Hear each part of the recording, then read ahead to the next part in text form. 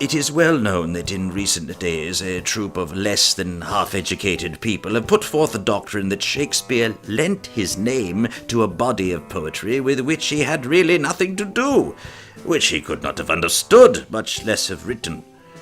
Literary criticism is an instrument which, like all delicate tools, must be handled carefully, and only by those who have a vocation for it.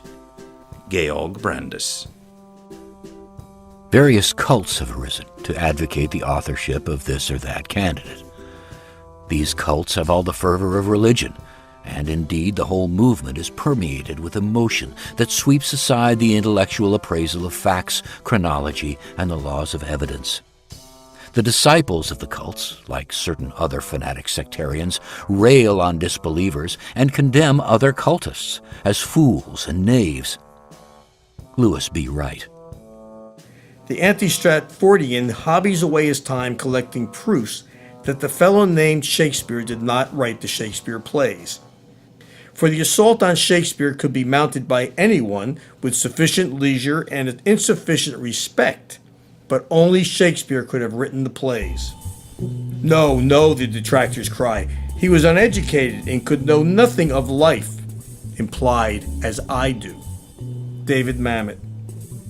The phenomenon of disbelief in Shakespeare's authorship is a psychological aberration of considerable interest. Endorsement of it in favor of aristocratic candidates may be ascribed to snobbery, a reluctance to believe that works of genius could emanate from a man of relatively humble origin. Other causes include ignorance, poor sense of logic, refusal, willful or otherwise, to accept evidence, folly, the desire for publicity, and even certifiable madness. Stanley Wells. I simply find your reasoning and your evidence as unconvincing as those of Holocaust deniers and other conspiracy theorists. George Taylor.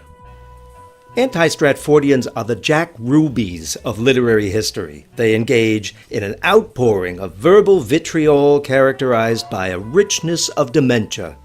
They're like those unfortunate beings in mental institutions who think they're Napoleon or Jesus Christ. Anti-Stratfordians hate Shakespeare. William M. Murphy.